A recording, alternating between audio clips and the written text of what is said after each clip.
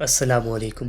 بہت سے لوگوں کا یہ سوال ہوتا ہے کہ ہم لیلۃ القدر کو کیسے گزاریں اور لیلۃ القدر میں کون سے اعمال کریں۔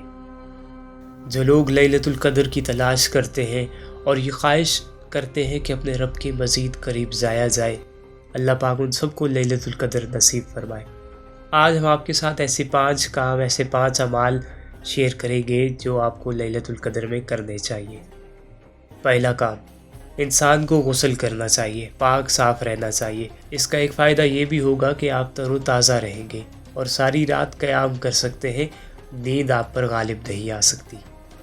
دوسرا کام، اچھے لباس کا اہتمام کریں، اپنے رب کے حضور خوبصورت ہو کر پیش ہوں۔ تیسرا کام، قرآن مجید کی تلاوت کریں، چاہے وہ قیام کی صورت میں ہو یعنی تراویح کی صورت میں، چاہے وہ تہجد کی صورت میں ہو، یا بیٹھ کے آپ قرآن مجید کی تلاوت کریں۔ قرآن مجید کی تلاوت کثرت سے کریں اس رات میں۔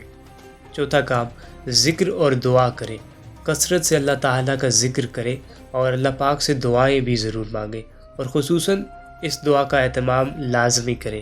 حضرت عائشہ رضی اللہ تعالیٰ عنہا سے روایت ہے کہ آپ فرماتی ہیں کہ میں نے آپ صلی اللہ علیہ وسلم سے پوچھا کہ اگر میں لیلۃ القدر کو پا لوں تو میں کون سی دعا پڑھوں؟ تو آپ صلی اللہ علیہ وسلم نے فرمایا، اللہم انک عفو تحب العفو فاعف عنی۔ اے اللہ، تو معاف فرمانے والا ہے اور معافی کو پسند فرماتا ہے، اس لیے مجھے بھی معاف فرما۔ اور پانچواں کام، آپ نے نوافل اور قیام کا اہتمام کرنا ہے، اس کے علاوہ صدقہ بھی آپ نے کرنا ہے۔ یہ 5 کام آپ نے شب قدر کی رات میں کرنے ہیں۔ اللہ پاک آپ سب کو لیلۃ القدر کی سعادت نصیب فرمائے اور آپ کے یہ اعمال قبول فرمائے۔ جزاک اللہ۔